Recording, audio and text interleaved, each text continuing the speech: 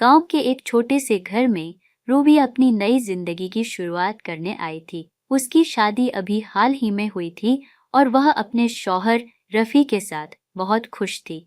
लेकिन शादी के कुछ दिन बाद ही कुछ अजीब हादसा होने लगा।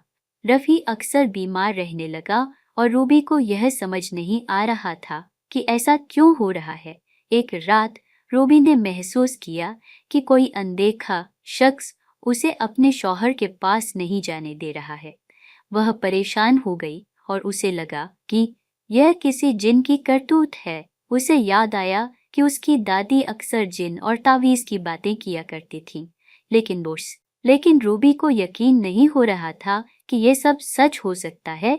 रूबी की सास शिफा एक अक्लमंद और तजुर्बेकार औरत थी। जब उन्होंने देखा कि रूबी और रफ़ी के बीच कुछ गलत हो रहा है तो उन्होंने रूबी से पूछा।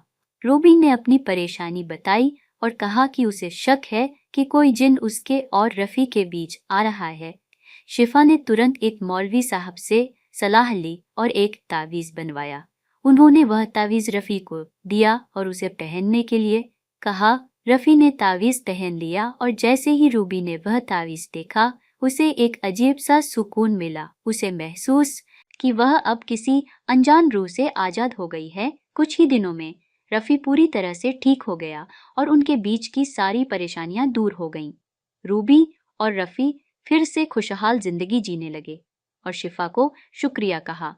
इस हादसे ने रूबी को यह सिखाया कि कभी-कभी हमारे आसपास की अनदेखी रूहें हमारी जिंदगी पर गहरा असर डाल सकती हैं, लेकिन सही वक्त पर सही तरीके से सब कुछ ठीक हो सकता है।